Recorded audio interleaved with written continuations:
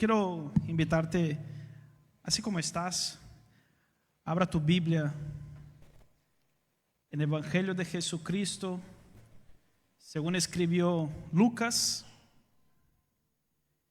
capítulo 22, a partir del versículo 7.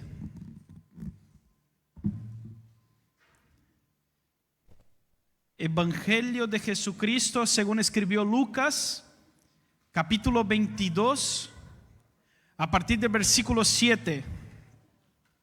Gracias, hermano. Dios bendiga. Aleluya. Gloria. ¿Quién está vivo? Da gloria a Dios. Amén. Porque Dios es un Dios de vivos y no de muertos. Aleluya. Mis hermanos, quería comentaros para aquellos que no saben, nosotros todos los domingos a las 10 de la mañana estamos teniendo clase, ¿vale? La escuela bíblica dominical, ¿ok? Y es abierta para todos. Hay un libro que hay un costo. Tienes condición, consigues comprar el libro, amén, y vente a la clase. No tienes condición, no consigues comprar el libro, amén, pero vente a la clase. Si no tienes el libro, habla con el hermanito, saca foto del libro, coge el libro del hermanito o imprímelo, pero no pierdas las clases, amén. En Oseas el profeta dice que el pueblo perece por falta de conocimiento, ¿vale? Aquel creyente que sabe quién es Dios, aquel creyente que conoce las escrituras, no se deja engañar por falsos profetas, no se deja engañar por falsas congregaciones, no se deja engañar, porque está alicerçado en la palabra del Señor, amén. Entonces ven a crecer en conocimiento, crecemos en gracia, en conocimiento. Te invito a que vengas todos los domingos a las 10 de la mañana. ¿Cuántos han entendido? Digan amén. Amén. Mira, ahí tenemos el hermano Juanjo, que no se pierde una clase. ¿Cómo van las clases? Bien. Ven ahí y cuenta un poquito entonces.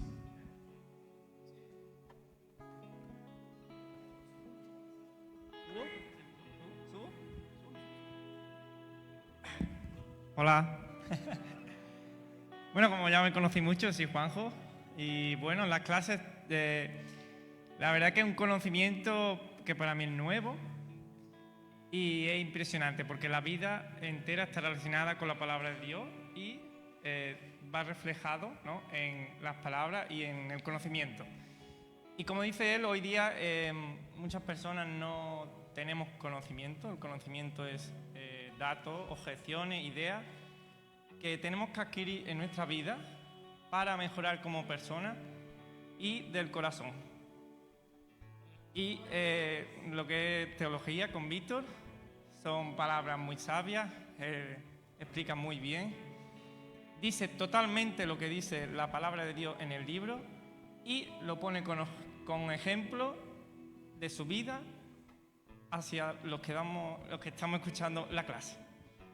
Y la verdad que yo me quedo alucinado con la palabra de Dios representada por él y hacia todos nosotros para aprender nosotros de Dios y de su palabra. Amén.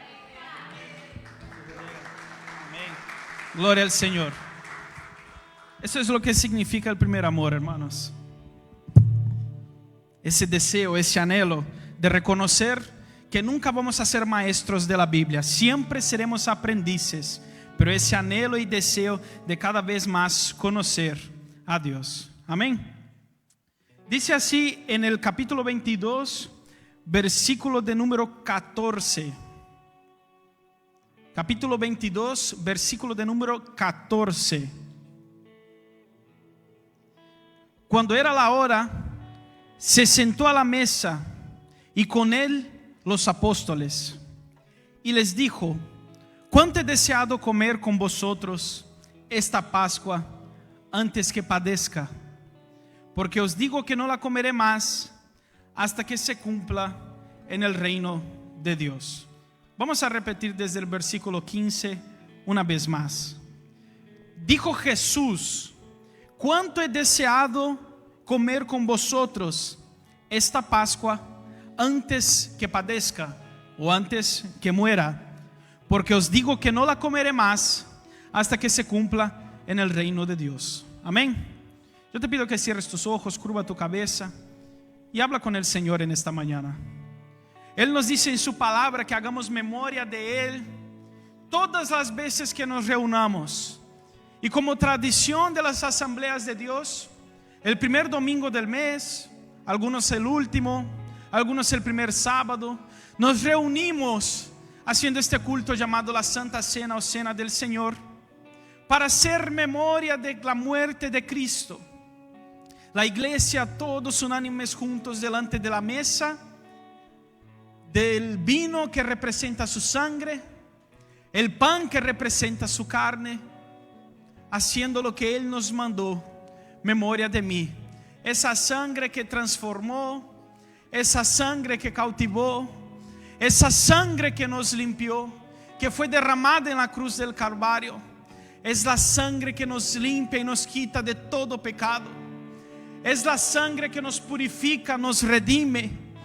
Y esa sangre de ese Dios que fue derramada en la cruz está aquí hoy en esta mañana diciéndote: yo te perdono, yo te transformo, yo te limpio. Aleluya. Nos encontramos en el escenario de la última cena, llamada la última cena porque en el mismo versículo que nosotros hemos leído, Jesús ya sabía que era la última antes de que Él padeciera. Cuando Jesús dice en el versículo 15: cuánto he deseado comer con vosotros esta Pascua antes que padezca, nosotros vemos un signo de exclamación.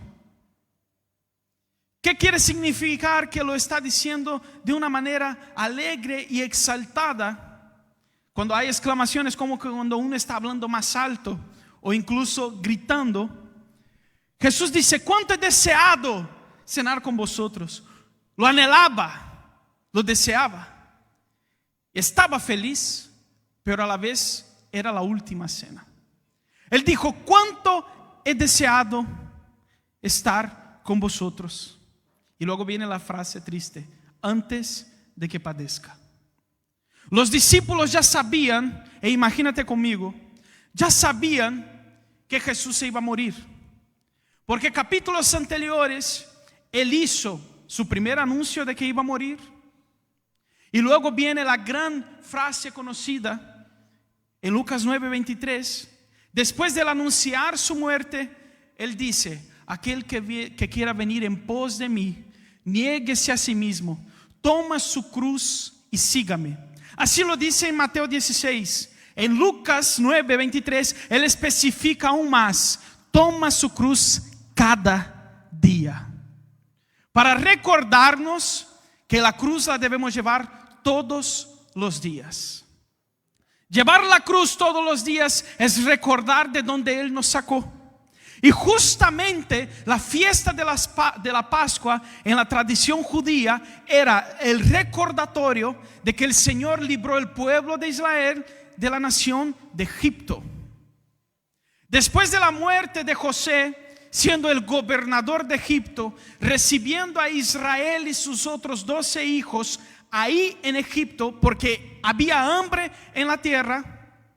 Y Dios dio sabiduría a José para que planeara una administración, que Egipto aún era una potencia en medio del hambre y escasez, que fue el famoso sueño de las 7 vacas delgadas y las 7 vacas gordas. Dios le muestra a José, José lo administra todo haciendo según la voluntad de Dios. Luego acepta y recibe a Israel, más conocido como Jacob, allí en Egipto, y ellos son aceptos.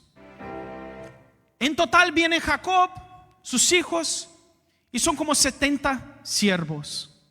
Y son recibidos allí y tratados bien, siguiendo su vida de pastoreo. El pueblo de Israel siempre tuvo esa interconexión con ese trabajo, siendo ellos pastores de ovejas. Para el Egipto, ser pastor de oveja era algo no muy digno. pero ellos lo eran y Dios los prosperaba así. Porque había una promesa sobre el pueblo de Israel que fue lanzada desde Génesis 12. Aquellos que vienen a la clase sabrán cuál es esa promesa, que la repito mucho. Que de ti haré una gran nación, te bendeciré, donde tú vayas, yo te prosperaré. Los que a ti te bendigan serán bendecidos, y los que a ti te maldigan serán maldecidos. ¿Cuántos están conmigo? Presta atención en la introducción, porque luego cuando encajemos en el mensaje vas a tener tiempo de glorificar a Dios. Amén. Entonces, José trajo al pueblo de Israel. El faraón conocía a José. José presentó al pueblo de Israel al faraón y estuvieron bien. Pero después de la muerte de José, se levantó faraón que no conocían al pueblo de Israel y los esclavizaron por más de 400 años. Entonces, luego en el exilio del desierto de 40 años, vamos allá, 400 años esclavizados, Dios levanta a Moisés y ellos salen de Egipto. Ocurre todo el pasaje de Éxodo. Éxodo en original griego significa salida. Entonces, cuando ellos están exilados en el desierto, pasando ese proceso, Dios establece las fiestas de la Pascua, la fiesta del Pentecostés y la fiesta del tabernáculo. Amén. Fiesta de la Pascua, fiesta del Pentecostés y fiesta del tabernáculo. ¿Ok? La fiesta de la Pascua antecede, es decir, es un día antes de la semana de los 7 panes sin levadura. ¿Vale? Nosotros vemos en el versículo 1 del capítulo 22 que dice: estaba cerca la fiesta de los panes sin levadura.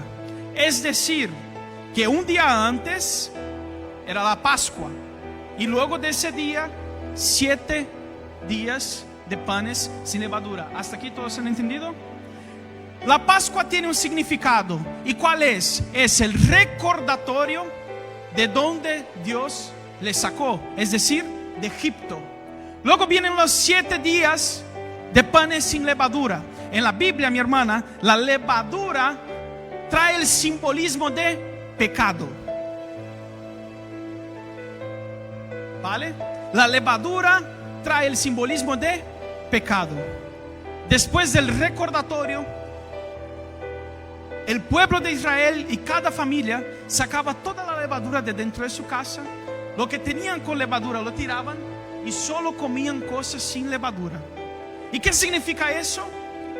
Los 7 días de panes sin levadura significa la santificación y la separación del pecado. Después del recordatorio, hay que vivir separado del pecado. Entonces de nada me vale, y aquí ya empiezo, que yo venga en la Santa Cena haciendo memoria de Cristo y luego el lunes yo esté con la levadura otra vez. Y lo voy a explicar mejor. De nada me vale prepararme para hacer memoria de Cristo en esta simbología que nosotros tenemos de ser el primer domingo de mes y luego el lunes estar comiendo panes con levadura. Es decir, yo vengo el domingo a la iglesia y adoro a Dios y el lunes insulto a mi mujer. Yo vengo el domingo en la iglesia y hablo en lenguas extrañas y el martes yo estoy en el bar bebiendo. Entonces esa vida no funciona con la vida del cristiano.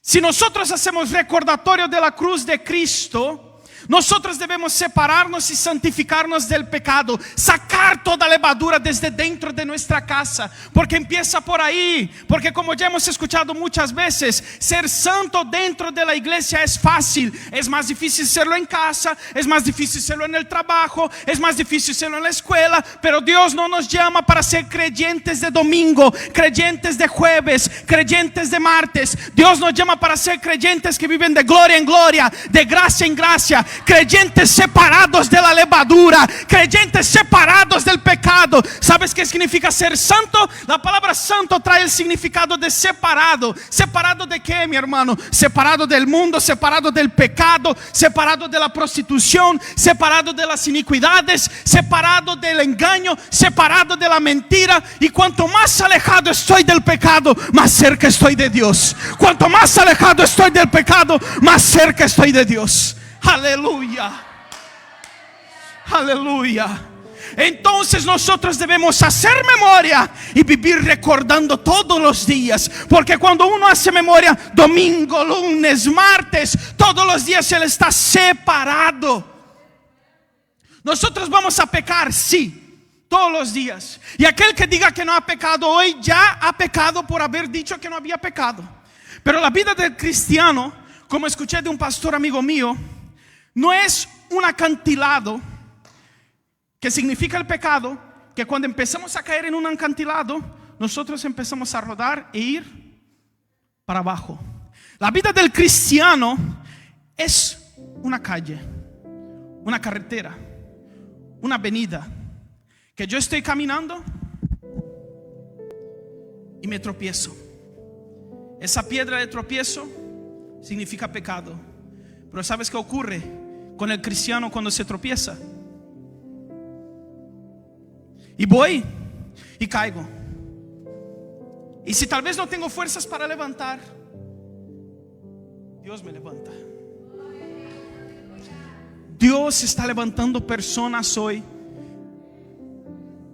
y librando personas hoy, que Satanás está en el oído aquí diciendo: no vales nada porque has pecado.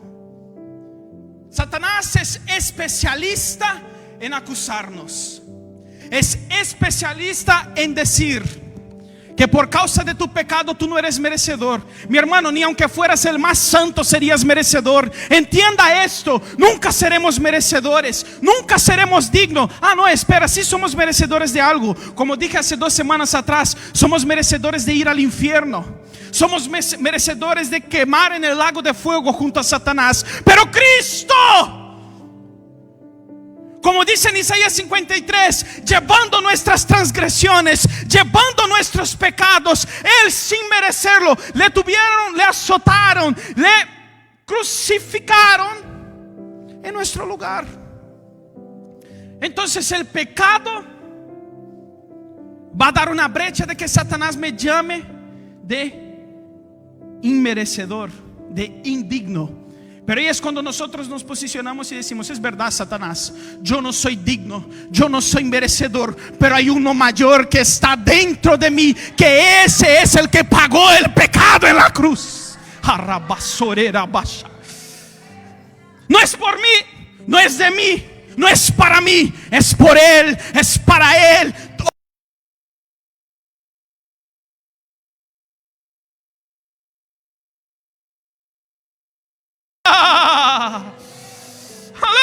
Aleluya. Entonces ellos hacían la cena de la Pascua y Jesús se encontraba en ese día, el 14 día llamado Nisan. Luego empezaba la semana. Y la otra fiesta es la fiesta de Pentecostés, perdona. La fiesta de Pentecostés, después de la Pascua, se cuentan 50 días. ¿Ok? Después de la Pascua, se cuentan 50 días. 20 es una raíz. 5. El Brasil es pentacampeón. 2026 hexacampeón. Amén. Mentira. Entonces de ahí viene la palabra 5. Cuando Brasil tenía 4, ¿cómo se le llamaba? Tetra. ¿Vale? Penta, 5. ¿Por qué digo esto? Viene del griego, para que así nosotros entendemos. Pentecostés, 50 días. Amén. Entonces después del día de la Pascua, 50 días hasta el día de Pentecostés. Los primeros 7 días, panes sin levadura, días de santificación y separación, para que luego, después de tantos días, sea la fiesta del Pentecostés. Y ahora lo vas a entender. El libro de Hechos, relatado después del Evangelio de Juan, escrito por el evangelista Lucas, él nos relata en el primer capítulo y segundo capítulo los días próximos al Pentecostés. ¿Y quién es pentecostal? Ya va a dar gloria. En la Pascua, la última cena, ocurrió 50 días antes de Hechos 2. ¿Sabías esa ligación? Pentecostés 50 días, Hechos 2 justo el día de Pentecostés. La última cena del Señor 50 días antes. Antes de que haya Pentecostés debemos hacer memoria de Él. Y antes de que haya Pentecostés debemos santificarnos y separarnos. El 7 días de panes sin levadura, el número 7 en la numerología bíblica, ¿vale? La numerología es un problema en los días de hoy porque por el misticismo y tal, el número no sé qué, 11, que no sé qué y tal. Pero si hay numerología bíblica, el 7 es el número de Dios y el número de la perfección. Cuando yo sé que el 7 es el número de Dios, yo consigo saber que Dios es eterno.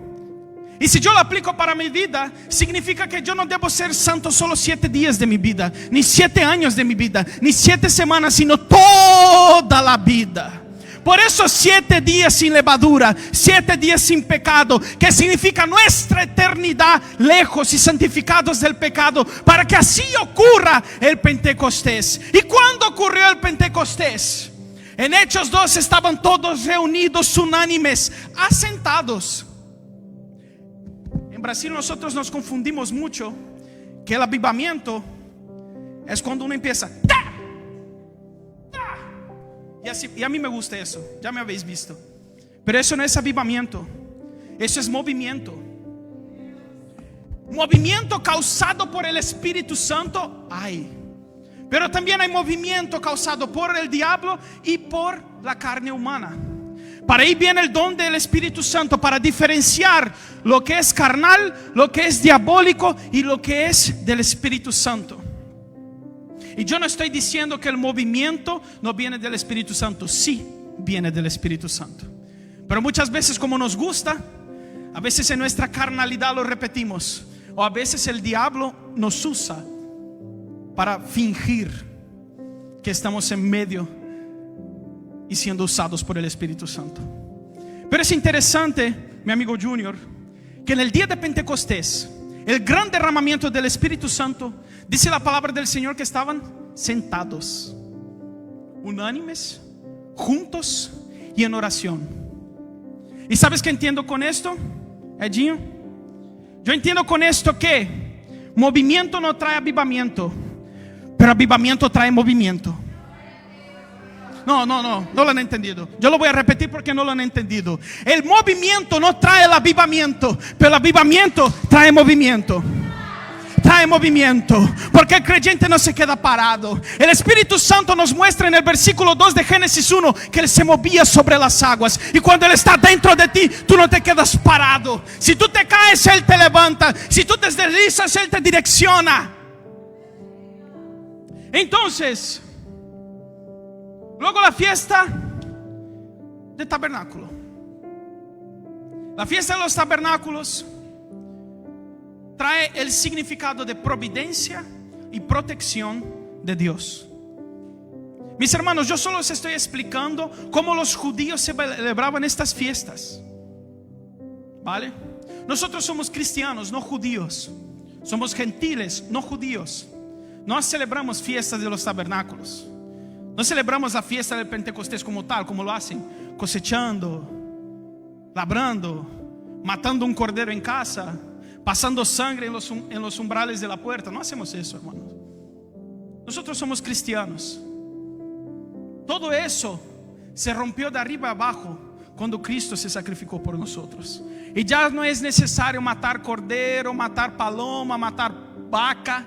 Ya no es necesario ya latigarse 7 veces, 10 veces, rasgarse las ropas, porque Él lo hizo ya por nosotros. Ahora es momento de ser fiel.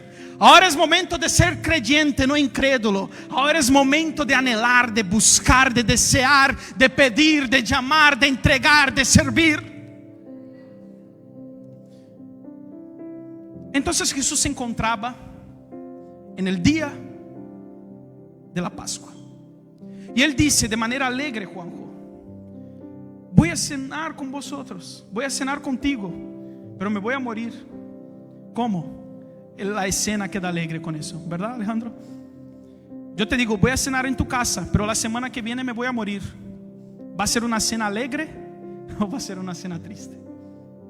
¿Verdad? Mente de predicador. Abriendo un paréntesis aquí, yo consigo ver tal vez Pedro, Juan, Tomás, Jesús diciendo con alegría: cuánto he querido cenar con vosotros antes de que padezca. Y uno se mira así: no es posible. Pedro tal vez diga: no, ¿cómo que vas a morir? Claro que no. Tú eres el Cristo, el Hijo de Dios vivo. Pero así fue. Y verdaderamente fue la última cena del Señor. Pero luego, después de decir eso, viene una profecía: porque no la comeré hasta que se cumpla el reino de Dios. Hasta que se cumpla el reino de Dios. La última cena es narrada en los 3 evangelios sinópticos. Vamos por partes. Evangelio significa buena nueva. ¿Ok? Evangelio significa buena nueva, buena noticia. ¿Quién es la buena noticia? Jesús. La buena nueva que debe ser predicada, el evangelio que debe ser predicado a todas las naciones es Jesús. ¿Ok? Por eso los evangelios también son conocidos como biografías de Cristo, porque cuenta la historia de Cristo. ¿Ok? Entonces hasta ahí todo bien. El evangelio es eso. Nosotros, si somos llamados de evangelistas, que todos somos evangelistas, debemos predicar a Cristo. Y los 3 evangelios primeros, que son Mateo, Marcos y Lucas, también son llamados de evangelios sinópticos. Los 3, quitamos a Juan. ¿Qué significa evangelio sinóptico? Que los 3, resumiéndolo bien, cuentan prácticamente lo mismo. Sinóptico es que vienen de una misma perspectiva. El evangelio de Mateo, siendo Mateo conocido también como Leví, cobrador de impuestos para Roma, luego se une a los 12 y él relata su evangelio. El evangelio de Cristo, perdóname, porque el evangelio no es de Mateo. El evangelio es de Cristo y quien lo escribió fue Mateo. Porque la buena noticia es Cristo, Jesús. ¿Vale? Entonces Mateo lo vio con sus propios ojos y redactó los capítulos del evangelio de Mateo. ¿Cuántos están conmigo? Luego viene Mateo, Marcos. Marcos no era apóstol de Jesús. Marcos al principio era discípulo de Pablo, o sea, mucho después. Marcos no alcanzó a ver a Jesús y no siguió a Jesús. Pero después de Marcos, conocido también como Juan Marcos, haberse separado de Pablo por discusiones, Pablo ya era un señor mayor, Marcos era un joven que quería vivir la vida, y Pablo un hombre más serio. Discutieron y se separaron. Luego Marcos fue a ser discípulo de Pedro, y a través de la visión de Pedro escribió el evangelio de Marcos. Entonces es como si el evangelio de Marcos fuera el evangelio de Pedro, porque es a través de la visión de Pedro. Pero ¿quién lo escribió? Marcos. Amén. Luego viene Lucas, el único autor de la Biblia que no era judío, era considerado gentil. Todos aquellos que no eran judíos, por ejemplo, romanos, griegos, eran conocidos como gentiles. Entonces Lucas era un gentil, siendo su profesión médico y su hobby historiador. ¿Cómo Lucas escribió el evangelio de Cristo? A través de testigos que vieron a Jesús. Oye, cuéntame, ¿tú viste a Jesús y tal? ¿Qué ocurrió cuando nació? ¿Dónde estaba el pesebre? A ver, cuéntame, Claudio, cuando tenía 12 años, ¿qué ocurrió? No, pero Juanjo, ¿quién es el primo de Jesús? Isabel es la prima de María, que entonces Juan Bautista es primo de Jesús. Y ahí fue escribiendo, testigo a testigo, siendo un libro evangélico, pero también histórico. Y luego Juan, desde su propio punto de vista, escribió el Evangelio de Cristo, pero ya no era sinóptico, sino que el Evangelio que Juan escribió tenía una perspectiva más teológica para mostrar que el Verbo vivo descendió del cielo y tabernaculó entre nosotros. Por eso el primer versículo dice que en el principio era el Verbo era Dios, el Verbo estaba con Dios, siendo el Verbo Jesús, la palabra. Entonces el Evangelio de Juan relata más discursos de Jesús. El Evangelio de Lucas nos muestra una historia de Jesús bien contextualizada. El Evangelio de Marcos, el más corto de ellos, con 16 capítulos, relata los milagros de Jesús. Y el Evangelio de Mateo es escrito para mostrar que Jesús es el Mesías prometido. Entonces, cada evangelio habla de Jesús con una perspectiva similar, pero con un objetivo diferente. ¿Y cuál era ese objetivo diferente? El Evangelio de Mateo es escrito para los judíos, para presentar a los judíos que Jesús es el Rey Mesías prometido. Por eso él empieza con ya la genealogía en el capítulo 1, para que ellos vean que Jesús es de la casa de David, hijo de José y María. Luego Marcos escribe ese evangelio más directo. ¿Por qué? Porque el pueblo a quien Marcos escribía el evangelio era un pueblo que no le gustaban los rodeos, que eran directos, y eran los romanos. Y Marcos presenta a los romanos un Jesús como Dios todopoderoso y siervo, porque él servía a través de sus milagros.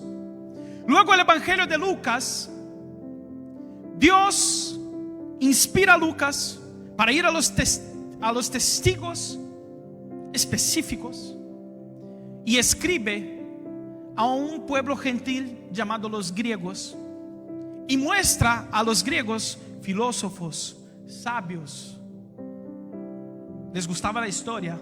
Muestra a los griegos un Jesús como hombre que vivió y pisó la tierra.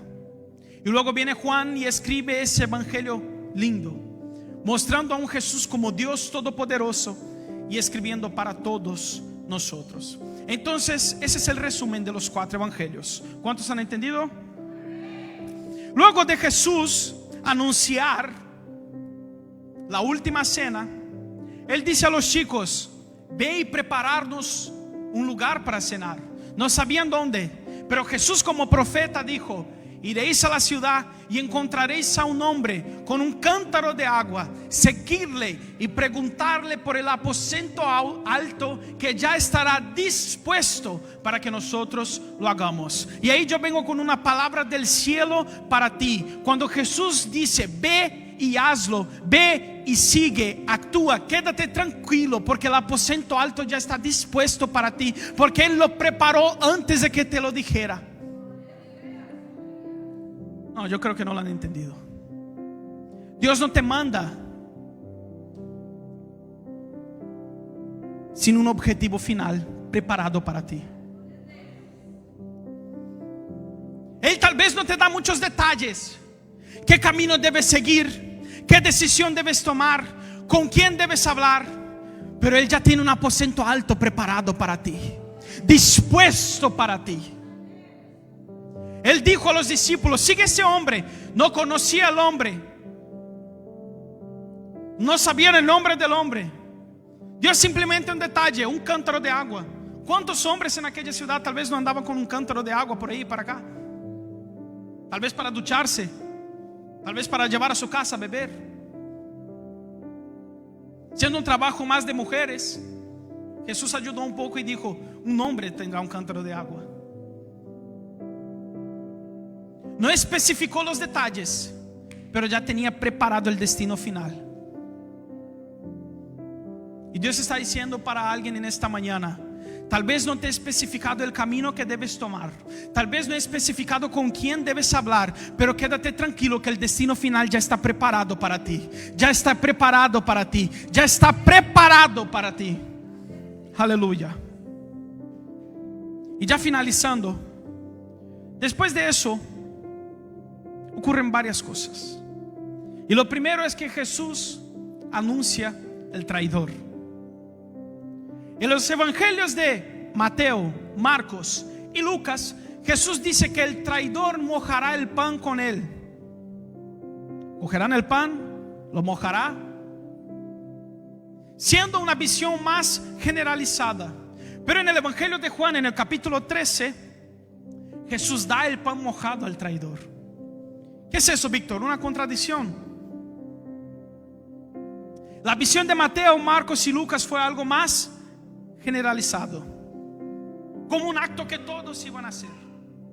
Iban a coger el pan y mojarlo y lo tomaría. Pero el evangelio de Juan, especificado que Juan estaba recostado en Jesús cerca, él va y escribe detalladamente que Jesús cogió el pan mojado y se lo entregó al traidor. ¿Y quién era el traidor? Judas. Tal vez el propósito de Judas era traicionar a Jesús, o tal vez no. Pero en el propósito de Jesús, la traición de Judas era esencial. Nosotros hoy podemos mirar: si yo consiguiera volver al tiempo, iba allí y le pegaba un tiro a Judas. Pero si hiciéramos eso, la cruz no había ocurrido.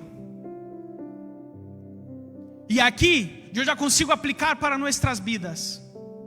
La traición duele, sí. ¿Sabes qué es lo peor de la traición? Que no viene de alguien distante, viene de alguien cerca.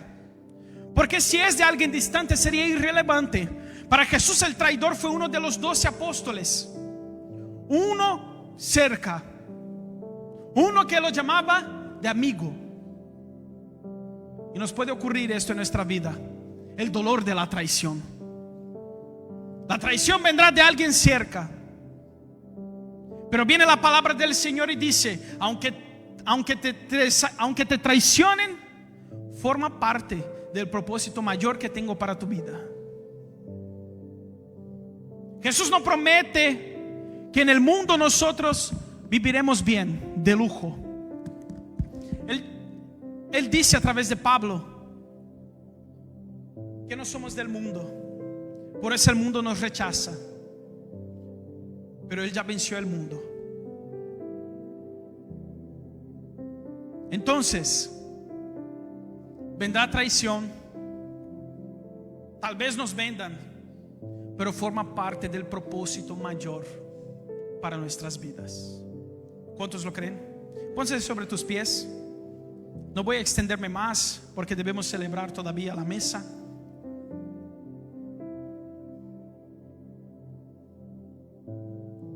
En el evangelio de Juan, en el capítulo 13, que relata la última cena, Juan especifica algo que ocurrió en ese día, aparte de los discursos, el famoso discurso del capítulo 12, del capítulo 14, perdón, que yo me iré, pero rogaré al Padre que mande a otro consolador. En el capítulo 13 relata el lavatorio de los pies, hermana Marcia. El lavatorio de los pies es el mismo maestro que va a lavar los pies de los discípulos, mostrando así, siendo el modelo y el ejemplo perfecto, que no importa nuestro estatus, debemos ser el menor de ellos. Viene la pregunta: ¿quién será el mayor? El mayor será aquel menor.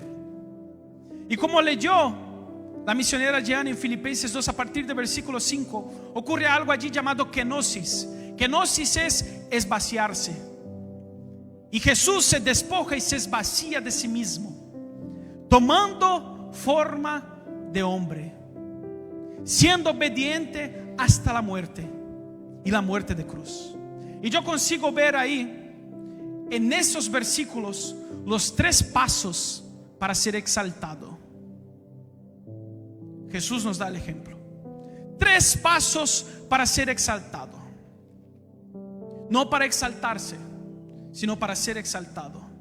El primer paso para ser exaltado fue humillarse a sí mismo, porque Él, siendo Dios, tomó forma de hombre. Luego el segundo paso es servir, porque Él fue un siervo. Y el tercer paso es obedecer, porque dice que Él fue obediente hasta la muerte y muerte de cruz, por lo cual Dios le exaltó hasta lo sumo y le dio un nombre que es sobre todo nombre. Jesús, siendo el modelo y el ejemplo específico, nos muestra que si nosotros nos humillamos, que si nosotros servimos y que si nosotros obedecemos, incluso a medio de las dificultades, angustia y desierto, Él nos exaltará.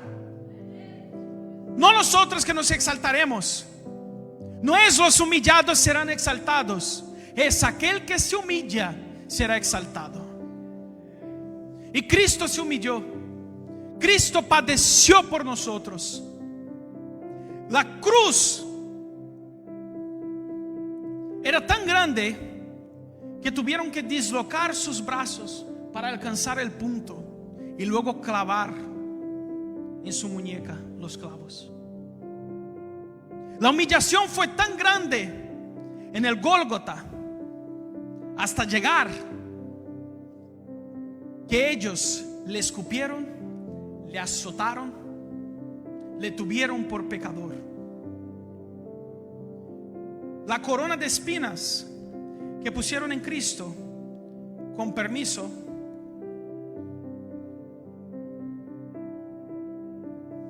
¿ves esta corona de espinas? La corona de espinas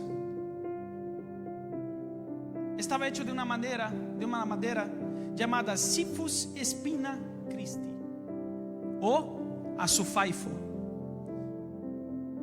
Esa madera, ese árbol, tenía espinas muy duras, de 2 a 5 centímetros e incluso de 7. Imagínate entonces una espina de 7 centímetros clavada en tu cerebro, en tu cabeza.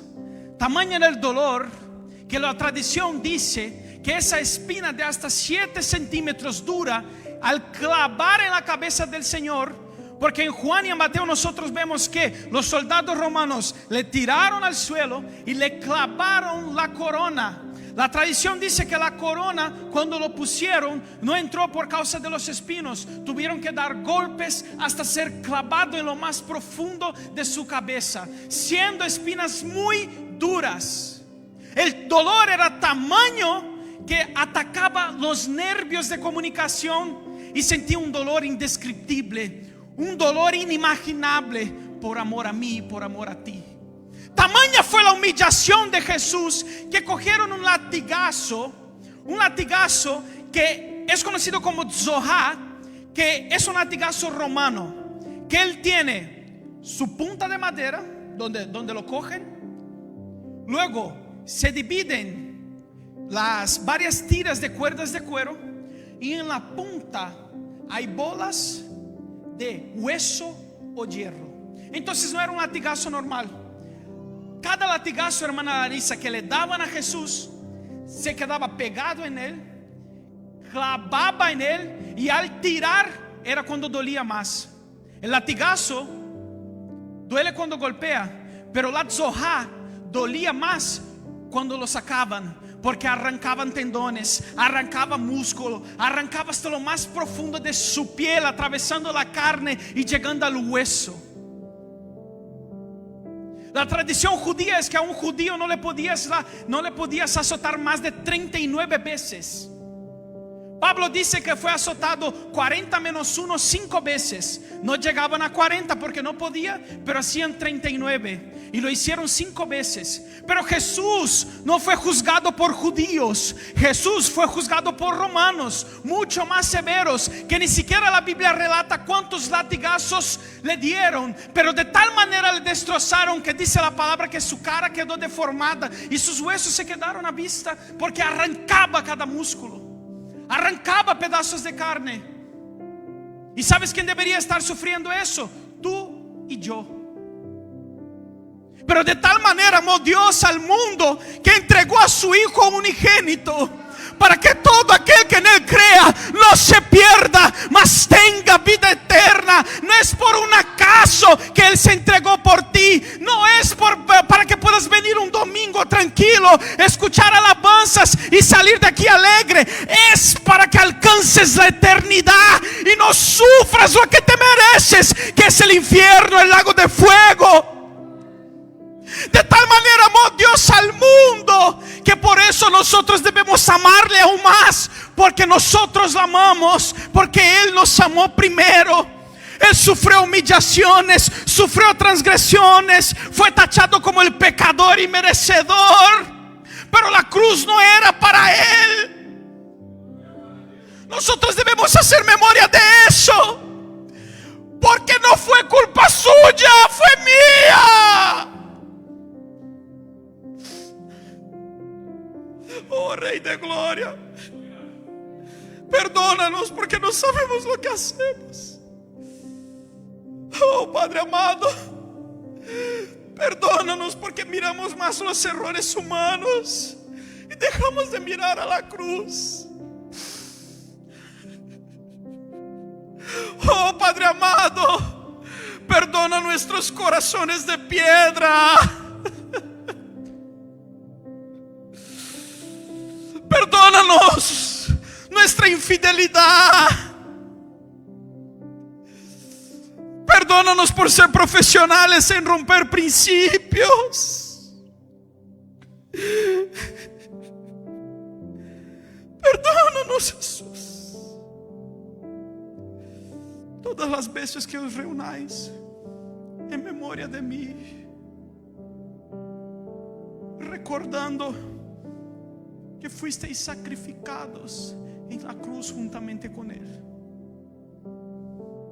Todos pecaron y destituidos fueron de la gloria. Pero cuando Jesús murió por ti, Larissa, murió por ti, Juan, murió por ti, Isa, Rafaela, Claudio, Adaria, Mana María, Elton, Gianni, Lucas, Aguinaldo, Tiago, Sofía, Lucía, Meili, Leo.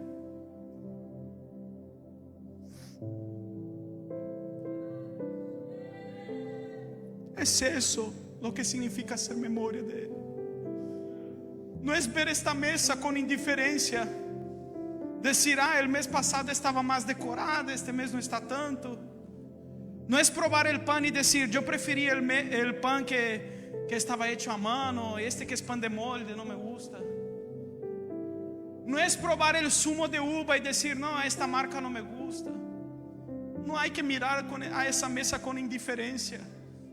Cuando nosotros miramos esta mesa, nosotros debemos mirar que la sangre y la carne de Cristo fue despedazada, humillada, azotada, derramada por amor a mí y por amor a ti.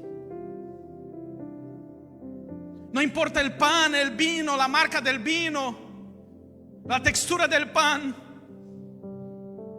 Eso representa la sangre y el cuerpo de Cristo. Debemos hacer memoria. El culto de Santa Cena debería ser el culto que más lleno estuviera en la iglesia, no despreciando los demás cultos. Pero es que si nosotros somos llamados de cristianos, debemos hacer memoria todas las veces que nos reunamos. Todas las veces que nos reunamos debemos hacer memoria. Aleluya. Pero algo grande ocurrió. La cruz no solo fue tristeza. La cruz no solo fue decepción. La cruz no fue solo oscuridad. Hasta la cruz, viviendo la dispensación de la ley, lo que ellos podían hacer para adorar a Dios era a través de un intermediario. El tabernáculo estaba dividido entre el atrio, el lugar santo y el lugar santísimo. El arca de la alianza estaba en el lugar santísimo, representando la presencia de Dios. Y el único que tenía acceso a la presencia de Dios era el sumo sacerdote, que incluso entraba pasando el velo que separaba el lugar santo del lugar santísimo, entraba con una cuerda y que hacía ruido cuando se movía. Y si hubiera silencio, es porque se había muerto. Y entonces los otros sacerdotes tiraban el sumo sacerdote, de tamaña presencia de Dios.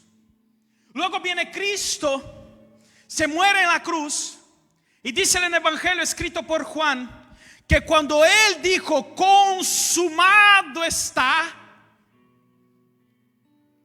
hubo un gran temblor. El velo se rasgó, no un 10%, 20%. El velo que separaba se rasgó de arriba abajo, permitiendo no solo el sumo sacerdote entrar a la presencia, sino permitiéndonos a nosotros entrar y accesar a la presencia de Dios. Imagínate tener cultos sin presencia de Dios. No serían cultos, sería reunión.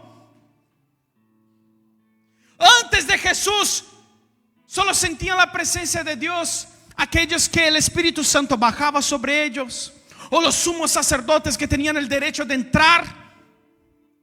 Pero después el Espíritu Santo pasó a habitar dentro de nosotros, dentro de mí, dentro de ti. ¿O es que no sabéis que sois templo del Espíritu Santo?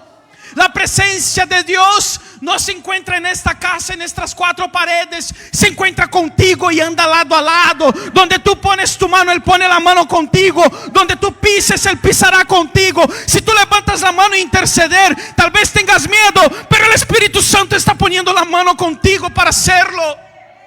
Dios es contigo, y la presencia de Dios te acompaña cada día. La misma presencia que podemos sentir en un congreso, debemos sentirlo el lunes, el martes, el miércoles. Esa es la vida del cristiano, de gloria en gloria, de gracia en gracia, de gloria en gloria, de gracia en gracia, de gloria en gloria, de gracia en gracia. Aleluya. Pastor Lucas, por favor. Perdóname haber extendido aquí al final, hermanos. No quiero cansaros.